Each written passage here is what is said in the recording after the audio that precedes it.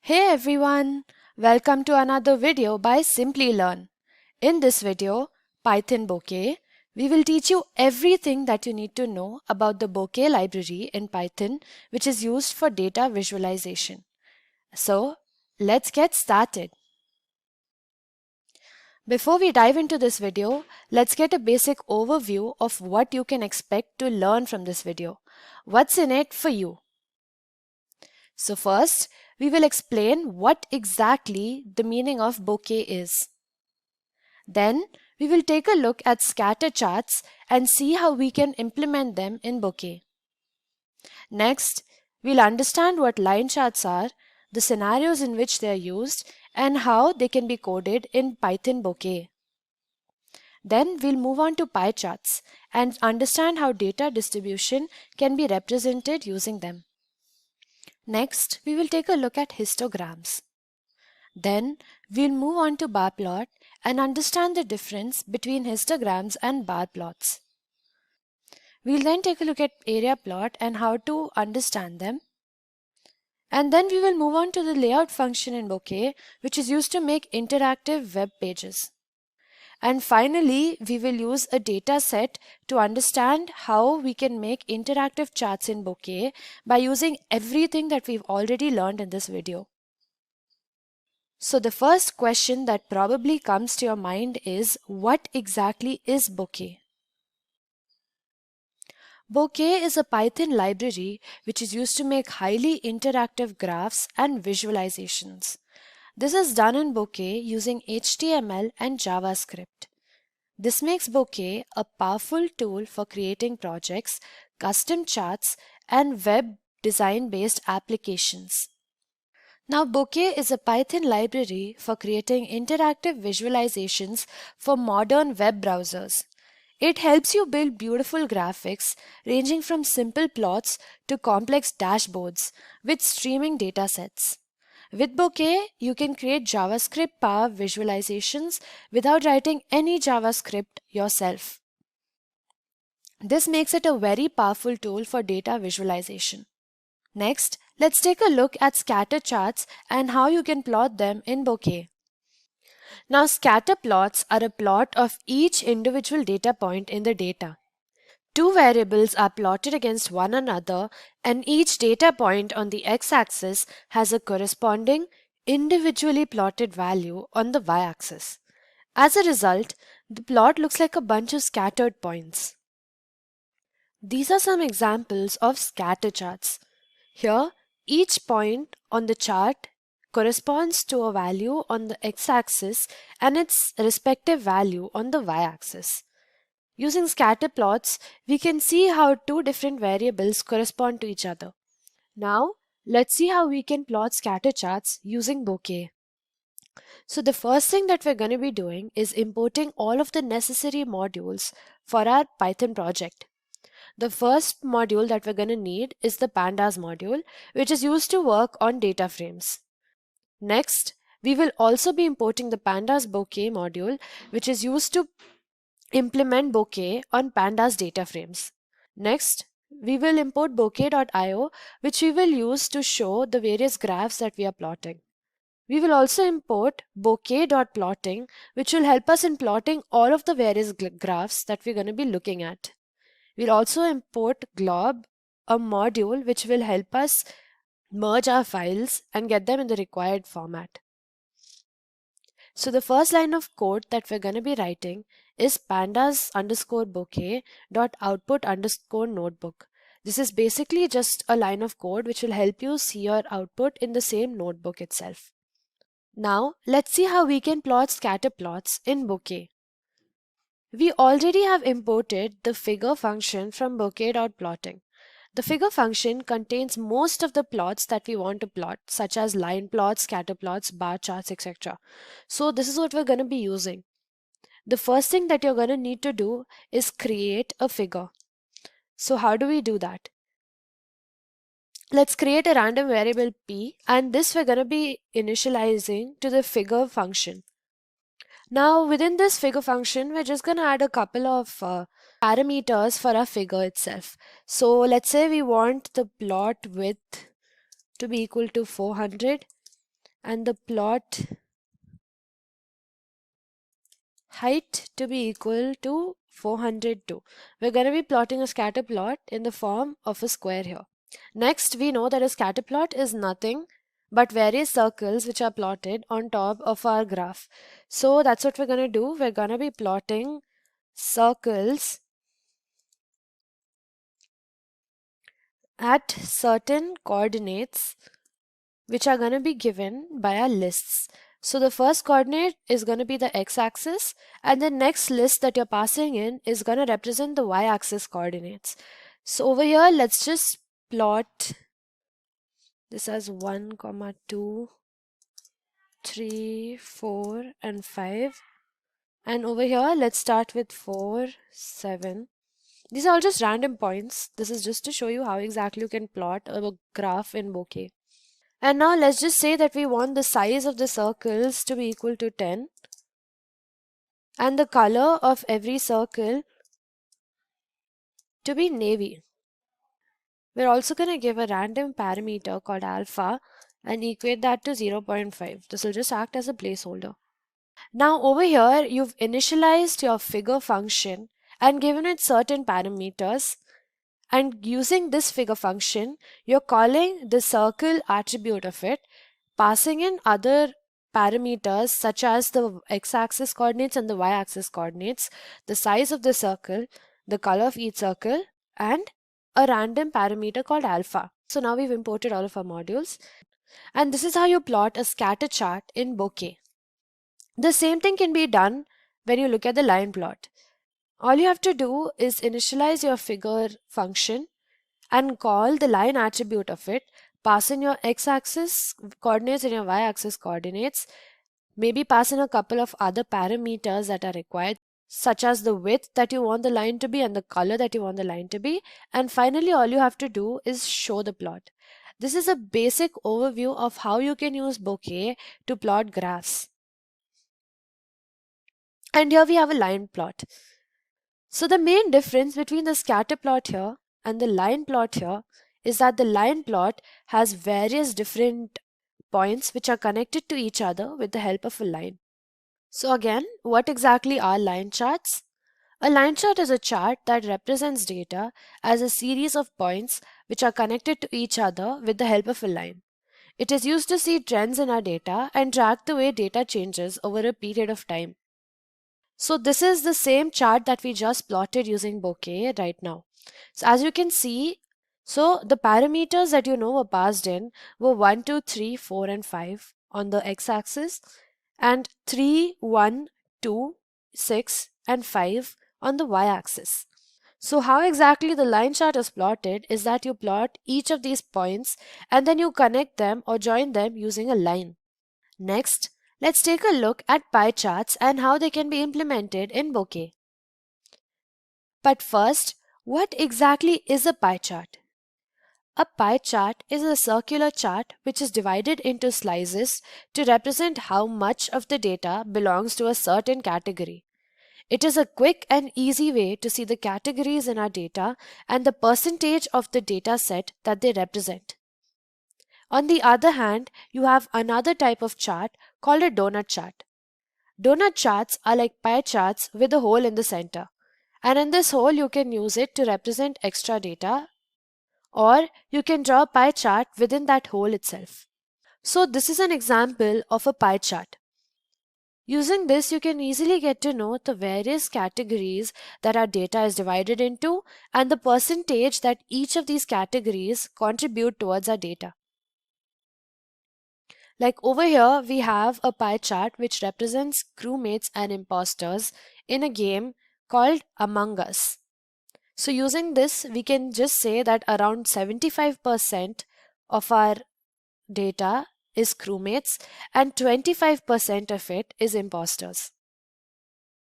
On the other hand, you have a donut chart, which is almost exactly the same as a pie chart, except the middle portion is missing values.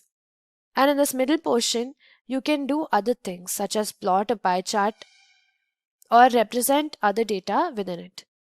So now let's see how we can plot our pie plots using Python Bouquet. But first, we need to import the data that we're gonna be using to plot all of this. So the data that we're gonna be looking at is the Among Us data. Among Us, as you might know, is a game that caused quite a frenzy in the past 2 years. So the data that we're going to be working at is the Among Us data set that you can find on Kaggle. Among Us was the new craze for people playing mobile games that suddenly exploded in popularity and became a hit video game during the pandemic. Now, Among Us is basically a multiplayer game where 4 to 10 players are dropped in an alien spaceship. Each player has their own role of imposter or crewmate. The task of the crewmate is to run around the spaceship to complete various tasks which are assigned to them and also to not get killed by an imposter. Players can be voted off the ship, so each game becomes one of survival. So let's load this data set and create more features.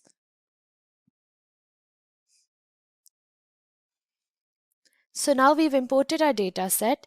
As you can see, our data set has over 2000 rows and 14 columns.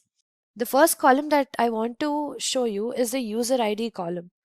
The user ID column tells us which user the game data was collected from. Now there are 14 columns. The game completed data tells us the date and time of game completion. The team tells us if the player is an imposter or a crewmate. The outcome tells us if the game was won or lost. So over here, this is each game that a certain user has played. The user ID is used to represent the user who has played the game, and as you can see, we've collected data from 29 different people. And the number of games that these 29 people totally have played is over 2000. The outcome tells us whether the user has won or lost in this game. The task completed tells us how many tasks was completed by this user in this game. All tasks completed tells us whether the user was able to finish their tasks. Murdered tells us if the user was murdered. And imposter kills tells us the number of kills by the imposter. So if the user was not an imposter, we do not have data on how many kills was committed by the imposter during that particular game. That's why this column has a lot of missing values. Game length tells us the total duration of the game, and ejected tells us if the player was ejected or thrown off of the spaceship by their fellow players. Sabotage is fixed is basically the imposter within the game can create sabotages, and it's the crewmate's duty to fix them. So this tells us the number of sabotages which was fixed by this particular crewmate. Time to complete all tasks tells us the duration taken by the crewmates to complete all the tasks, and the rank change tells us the change in rank after wins or losses of the game. The region or the game code tells us the server and the game code. Now first, let's just see how exactly the data is distributed.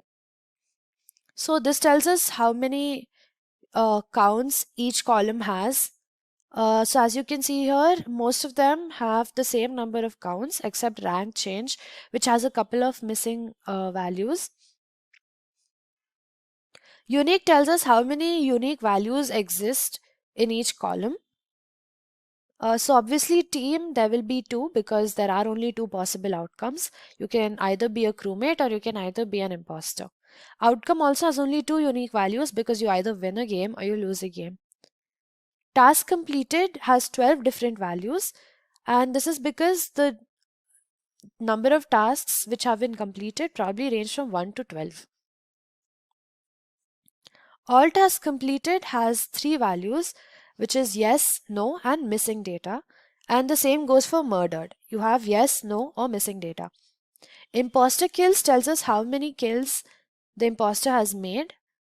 So in this case, the most kills that the person has made is probably 9. Game length, there are 988 different values, and ejected, again there are only 2 values because you can either be ejected or you can either stay in the game. Now the top value tells us the most frequently occurring value, and the frequency tells us the frequencies of all of the top values. Now let's create a feature called minute and extract data from game length. So we're going to be splitting the game length column, which is this column, and we're going to be converting it into minutes. And then we're going to be using that data and creating a separate feature column called minutes out of it. So let's do this. So these are the first top two values of our new minutes column.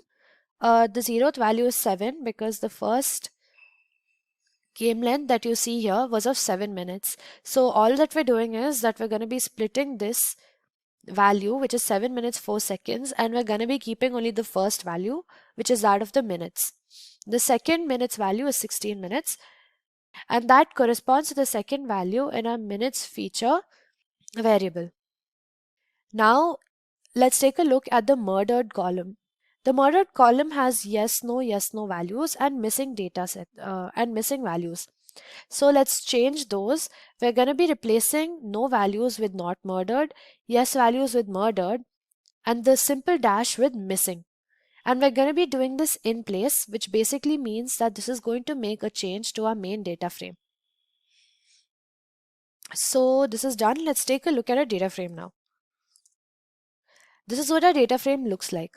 We have a game's length column, we have a minutes column, and we also have made changes to our murdered column, which is represented here. So now we don't have any missing values or dashes in our murdered column. We have all of it represented as categorical data. And this is one of the main columns that we're going to be using to plot our pie plots. So now let's see how we can plot a pie chart.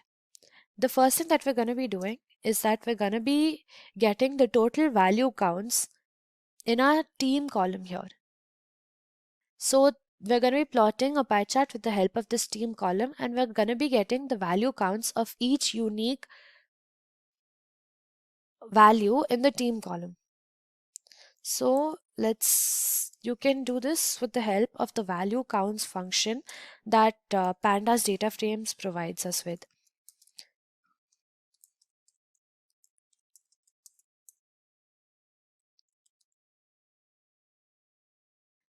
And now that we have the value counts of each unique value which is present in our team column, let's plot it in the form of a pie chart.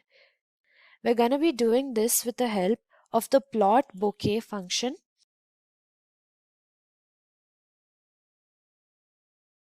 And the type of chart that we want to plot is a pie chart.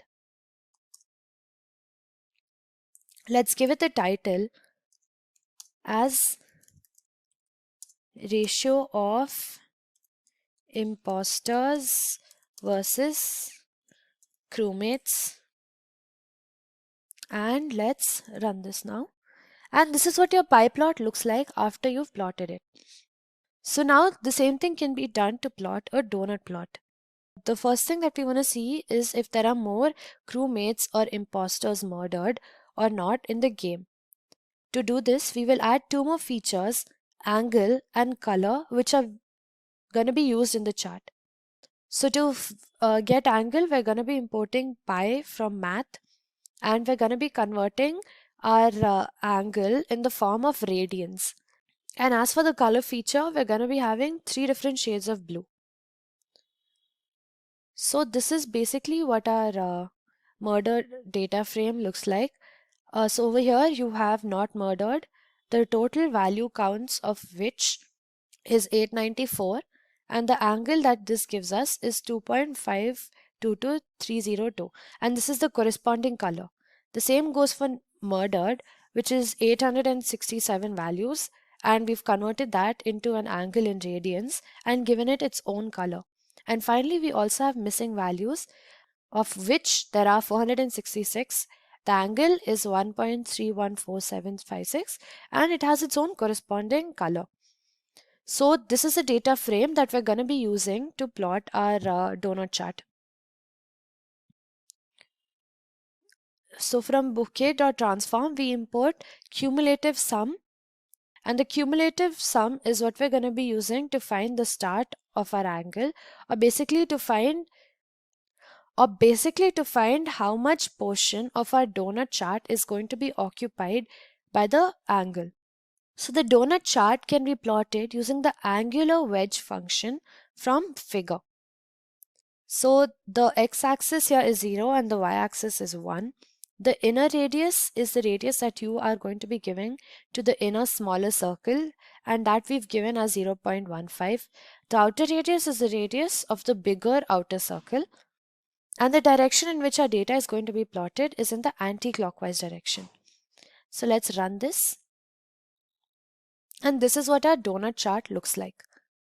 So the not murdered is this dark blue color portion of our donut chart, and when you hover over it, you can see how many values are present in the not murdered column.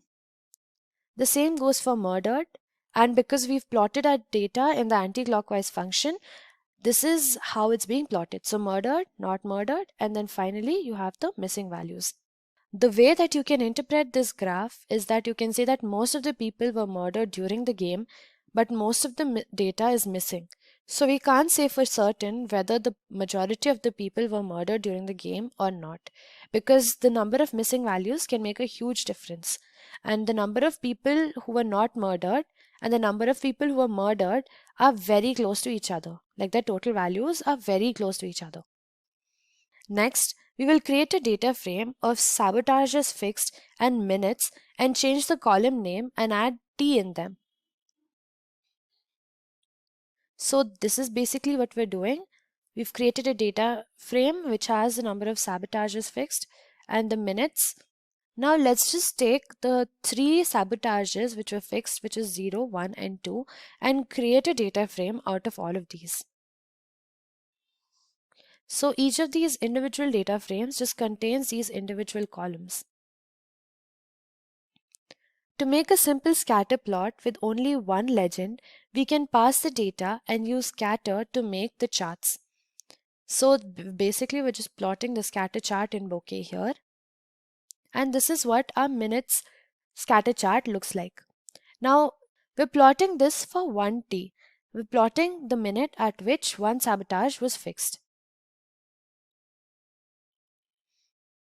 And another cool thing about bokeh charts is that you can always zoom into them or zoom out of them to better see where your data is plotted. So this is a scatter chart which has only one variable, which is 1t and the minute at which it was plotted. To make a scatter chart with more variables, we are going to need to use circle, which is a method of figure object which we've already seen before. The circle is one of the many plotting styles which are provided by Bokeh. You can also use triangles or many more. You don't have to make each point a circle. So we're going to be plotting the sabotages fixed and the minute at which they were fixed. And we're going to be plotting 3 different circles of 3 different colors. I mean, each of them correspond to how many sabotages were fixed at what time. 0 sabotages at what time, 1 sabotage at what time, and 2 at what time. So let's run this. So as you can see here, when 0 sabotages were fixed, these were the times. When 1 was fixed, this was the time at which it was fixed. And when 2 was fixed, this is the time that it was fixed at. Now the x-axis is our minutes and the y-axis is the sabotage. When you hover over it, you can see various information about where each circle is plotted. So this has an index of 10. The data xy will tell you the exact x coordinate and the y coordinate, and the screen xy will tell you the screen pixels on which it is plotted. So now we've taken a look at pie charts. Let's move on to histograms. So what exactly is a histogram? Histograms are used to plot numerical data according to the range that they fall into. The data is plotted in the form of bins or rectangles, and the y-axis corresponds to the amount of data present in a certain range or at a certain point. So this is what a histogram looks like. this is a histogram of the distribution of minutes. So the x-axis has the range within which this data falls. Like over here, the first range is from 0 to 2.9 and the second one is from 2.9 to 5.8. Each range has a value of 2.9 and the corresponding y-axis or the height of the bins tells us how much data is present within this range. So this is how you can read histograms. Now let's see how we can plot them using Python Bokeh. Now let's see the distribution of minutes in the Among Us game. We will use hist to plot a histogram.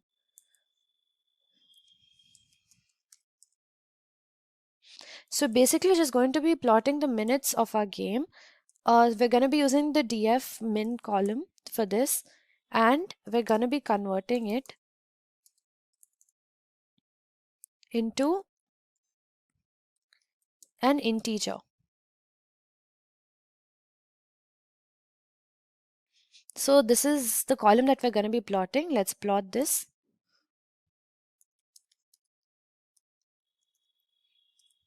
Again, we're going to be using the plot bokeh function here because it makes plotting data frames very easy.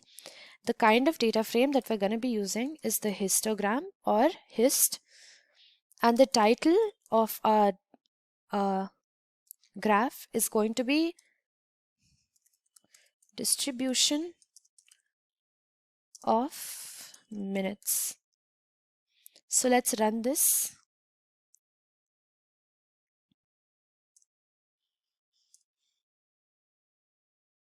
Now this is what our histogram looks like. Now this is when we've only plotted one variable, which is minutes. Yeah, so another thing that you can plot is a stacked histogram. A stacked histogram is when you plot various histograms on top of each other. So let's see how this works. For a stacked histogram, we want to see if the game length has a correlation with the amount of imposters and crewmates in our game. So to do this, we're going to be creating a small data frame which has the game length and the team columns combined. So let's do that.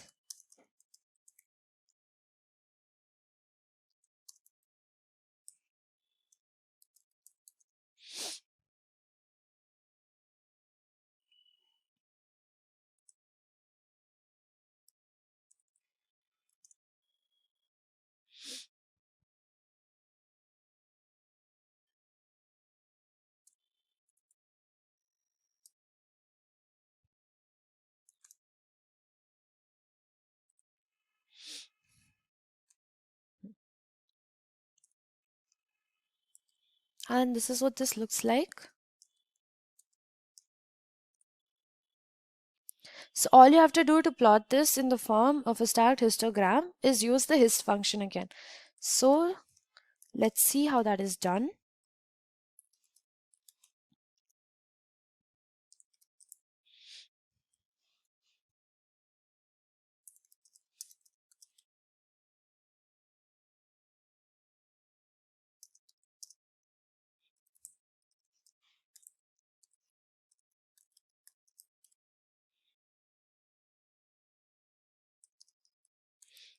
And let's give this figure a size of, say, 750, 350 size. So let's run this again. And this is the stacked histogram that you get. We have two different columns which are plotted on top of each other versus the game length. So basically this tells us that when the game length was between 0 to 0.9 minutes, the number of imposters was way higher than the number of crewmates. And the longer the game went on, the number of imposters decreased and the number of crewmates just kept getting longer and longer. Now, obviously, you can say that the number of crewmates is decreasing as the game goes on too, but this is because the imposters would have killed off most of the crewmates. As you can see here, towards the end, there are no imposters, which means that most of the imposters were rejected and the crewmates won. So now we've taken a look at histograms. Let's move on to bar plots and understand how exactly they're different from histograms.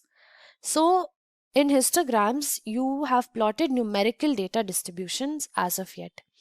In bar plots, you plot for categorical data. It also uses bins to plot the amount of data. When the bins are stacked on top of each other, it's called a stacked bar chart. This is basically what a bar chart looks like. The difference is this does not have its own range. Each bar is used to represent a categorical data, and the height is used to tell us how much of that categorical data is present. So now let's see how we can plot a bar plot. So again, we're going to be making a small data frame of the task completed and the value counts of how many tasks have been completed. To plot a bar plot, we're going to be using plot bouquet again, and the kind of plot that we want to plot is bar.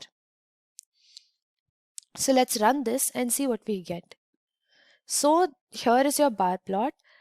The task completed in this case is categorical data, and the counts basically tells us how many value counts fall into each category. So 0 tasks completed are 69, 1 task completed is 117, 2 tasks completed is 10, and so on. From this bar chart, you can say that the most number of tasks completed is 7 and the least tasks completed are 10.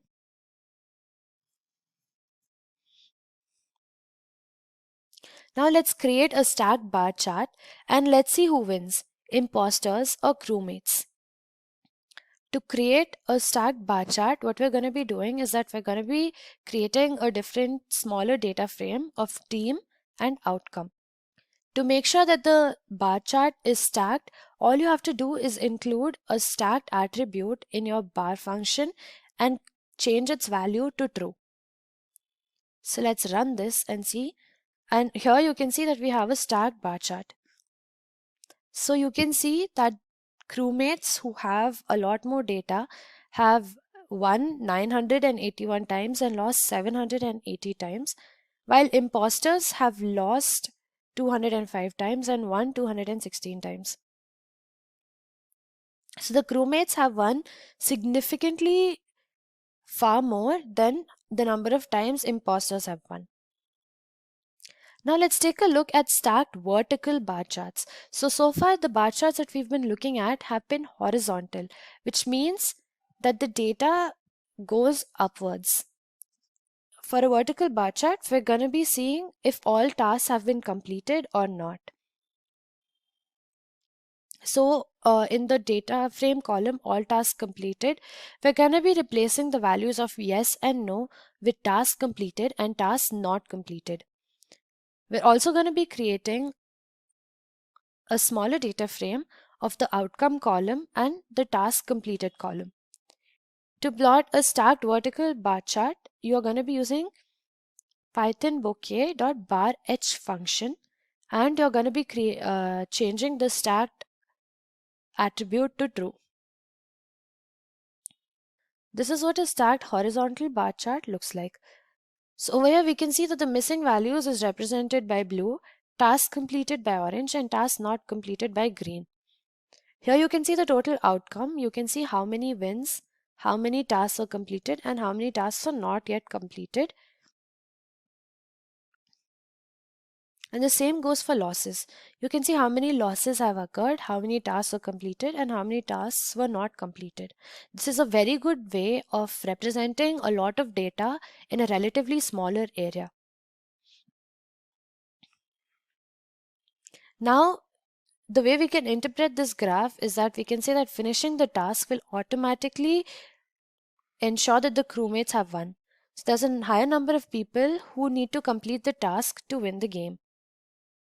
Another very unique type of bar chart that you can have is a bidirectional bar chart. So let's plot a bidirectional bar chart in which the bars will be going both ways, to the left and to the right. We're going to be plotting a horizontal bar chart over here to make it easier for you to see. To have a bidirectional bar chart, you need positive values and negative values.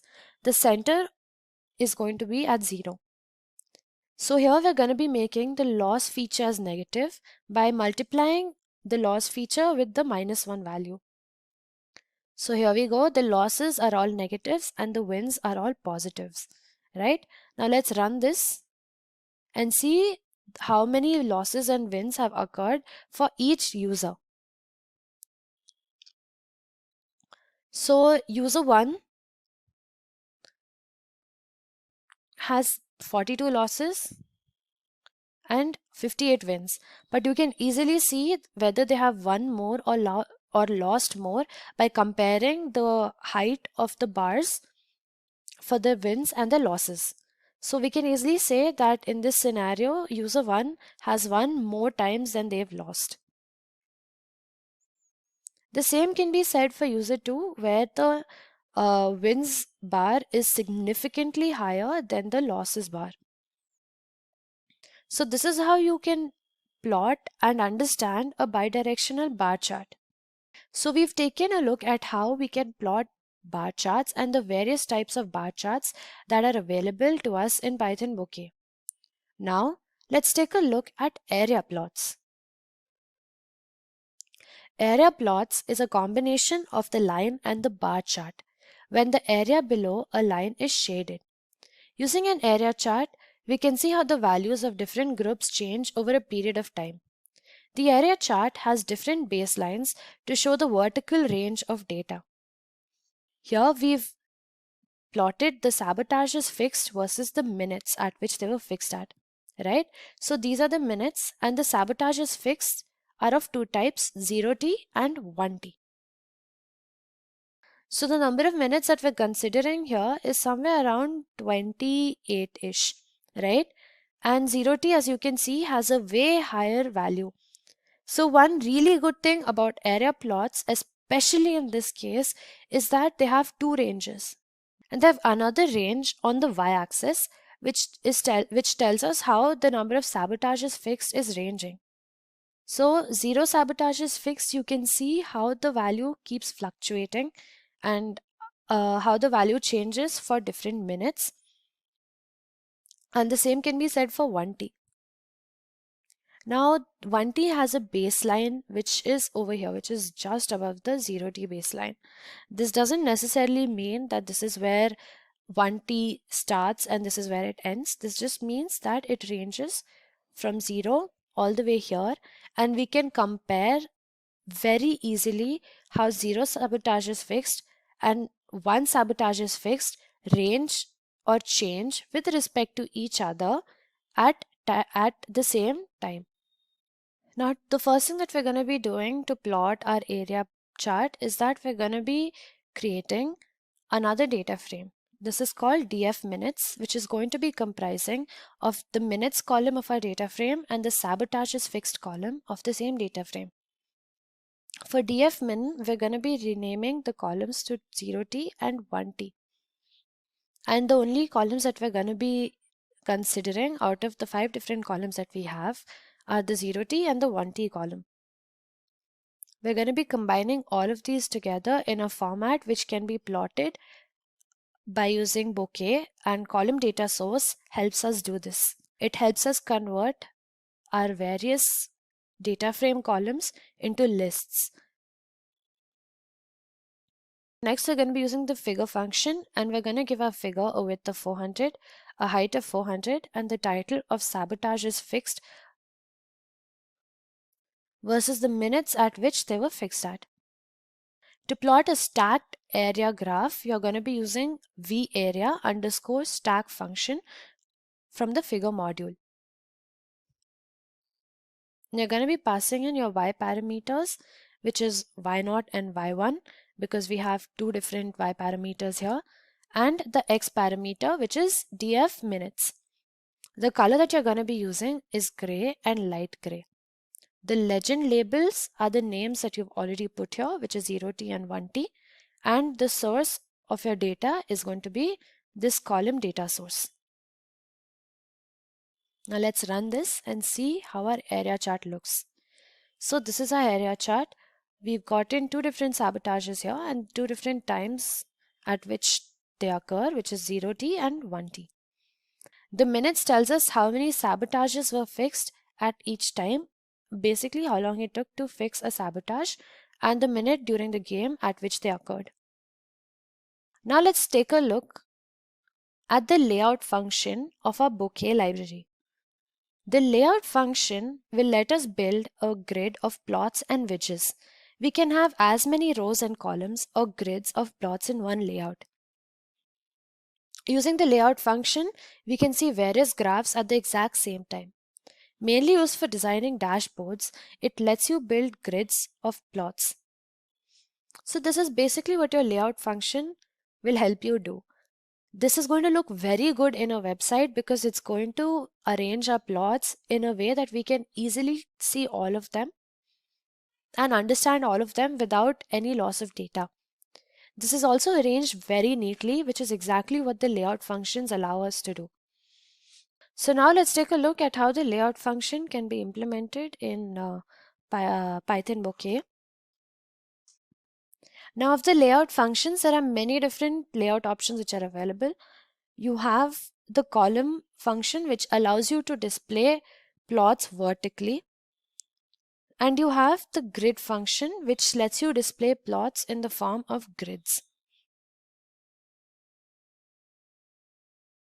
Now, for example, let's say that we want to make a dashboard layout in Bokeh. We are going to be considering 3 different charts. The first one that we're going to be considering is a lollipop chart, which is done here. The next one that we're going to be considering are 2 pie charts. So this is how you plot a lollipop chart, and I'll show you what exactly a lollipop chart is in just a minute. The first thing that you need to know is that the first graph that we're going to be plotting is going to be a graph which has the user ID versus the outcome of the games plotted on it. So what we're going to be doing here is that we're going to be creating a single data frame which has all of the user IDs present in it along with the user and the wins that the user has obtained. Now using this, we're going to be plotting it in the form of a plot in decreasing order where we have the top 10 users who have won, which basically means that the users who have won the most number of games out of all the users in consideration. So figure 1 segment will basically help you plot a line which has a width of 2 and a circle will be at the very top of this segment. So lollipop chart is going to be a horizontal line with a circle at the very top. Sorry, the next graph that we're going to be plotting is going to be a murdered and not murdered and missing values pie chart. And the last thing that we're going to be plotting is a donut chart of the teams and the values within them. So these are the 3 different graphs that we're going to be plotting, and these are just us creating the graphs and plotting them. The main logic is over here. The main logic is that you want to set a layout in Bokeh as to how you want to see the charts. So the layout that we are going to be looking at is that we're going to be having a lollipop chart at the very top and 2 smaller pie charts at the bottom, right? So we have 3 figures here. And the first thing that we're going to be doing is that we're going to be giving these figures a line color of none. The axis is not going to be visible and the axis labels are not present for these figures.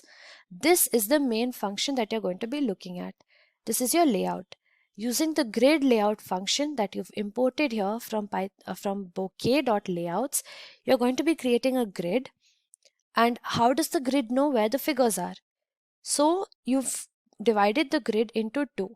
This is evident because you have 2 main figures here, which are separated by a comma. So this tells the grid that the page is going to be divided into 2.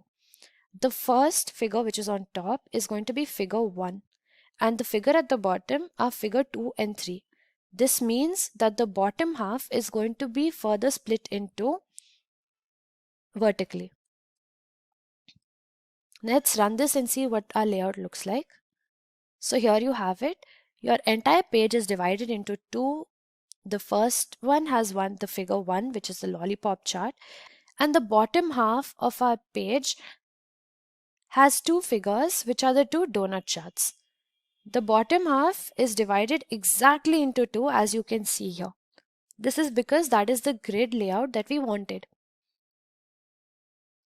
So this is how you can use the layout function in Python Bokeh. It is extremely easy. All you have to do is create a layout by using the grid function, or you can also use the column function. The column function will plot it in the form of a single column vertically. Using the grid function, you can plot figures vertically as shown here. So when you separate them by commas with respect to each other, they will be plotted vertically, and when you group them together and separate them with commas internally, they will be plotted horizontally. So now we've taken a look at how we can use a layout function. Now let's see how we can make interactive graphs with the help of Bokeh. Over here, we're going to be using Bokeh to design a dashboard which is used to represent the horsepower in cars. We are also going to make our graphs interactive and see how maximum information can be conveyed with the help of a single graph. So here we have multiple different cars, and along with the cars we're also going to be given their horsepowers, a little bit of other information about them, and their images. And over here, as you can see, we have a very simple vertical bar chart. But let's see how we can make it interactive and convey all the information that we have in our single data set on this one bar graph. So the first thing that we're going to be doing is importing all of our important necessary modules. We're obviously going to have the pandas modules, which is going to be imported to work with the data frame that we've given. Apart from this, we're also going to be importing figures, output file, show, save, and column data source from bokeh.plotting. We already know that the figure function is used to plot different types of graphs which are given. Output file is just used to see our file. The show is used to display our graphs, and save will help you save your graph. Now, the column data source is the core of most Bokeh plots. It provides the data to the glyph of your plot. When you pass sequences like Python lists or NumPy arrays to a Bokeh render, Bokeh automatically creates a column data source with this data for you. So this is basically what you're going to be using to pass data onto your Bokeh glyphs. Apart from this, we're also going to be using a hover tool function, and from the transform function, we're going to be importing factor CMap. We're going to be importing a palette color, which is going to be various shades of blue. And we're going to be importing components from the embedded function of Bokeh. Let's just see how we can use all of these and the different things that they do. The first thing that you're going to be doing is reading in your car's data frame and creating a column data source so that you can easily parse this data onto your Bokeh glyphs. So let's run and import all of our various required functionalities and import the data as well.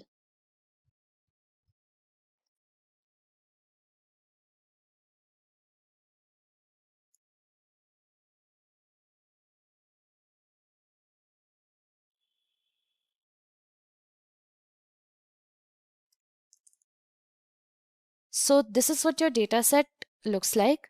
We have 8 different values in our data set, which are the names of different cars, their horsepower, their price, and a hyperlink of an image.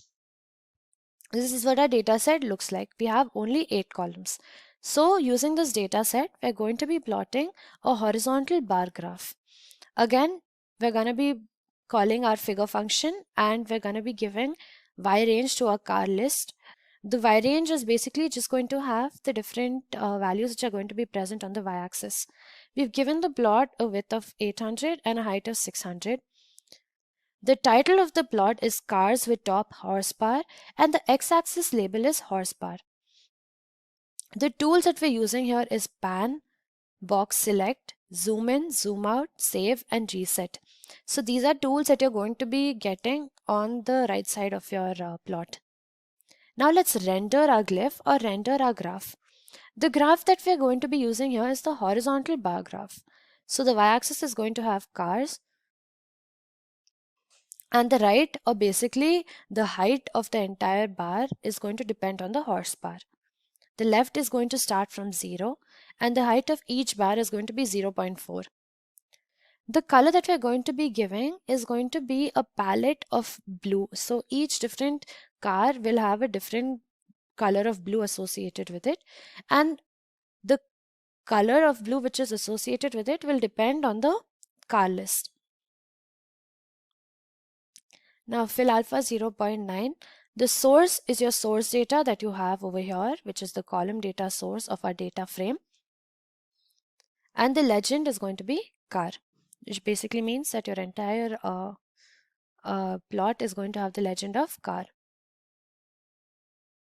Now we're going to be adding the legend. This is us giving the legend its orientation.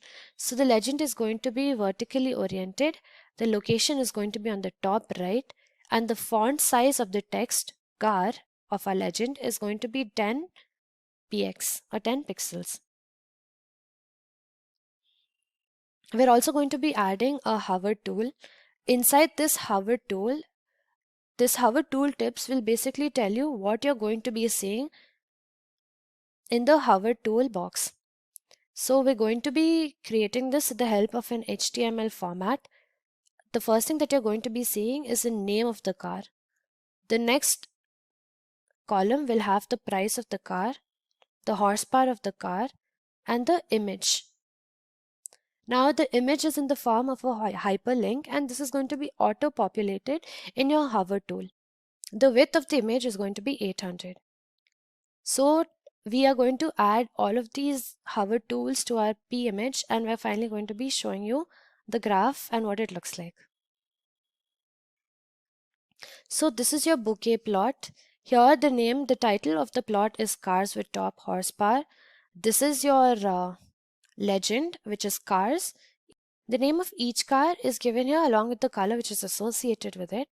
Here are the different tools that we have. You can save this, you can reset it, you can zoom out, you can zoom in, you can select the boxes, and you can pan your image.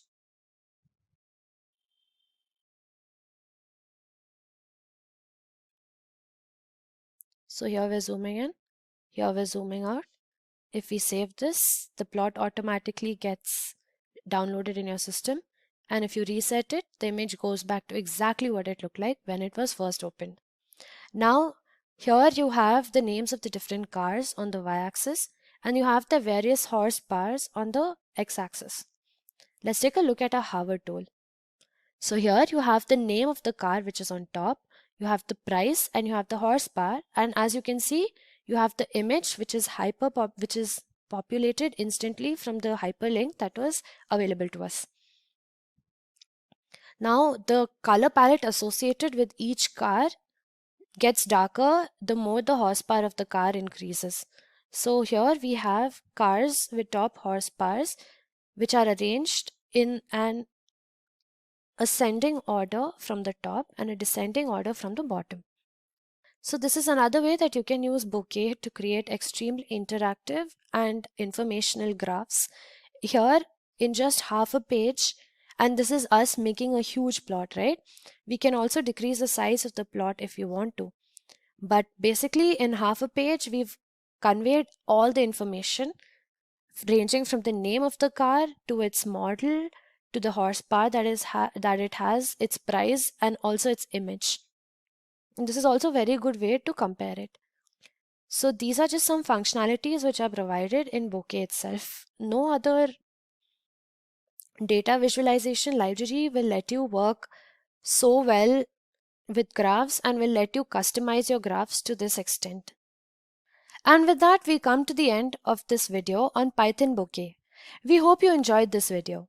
If you did, a thumbs up would be really appreciated. Also, here's your reminder to subscribe to our channel and click on the bell icon for more on the latest technologies and trends.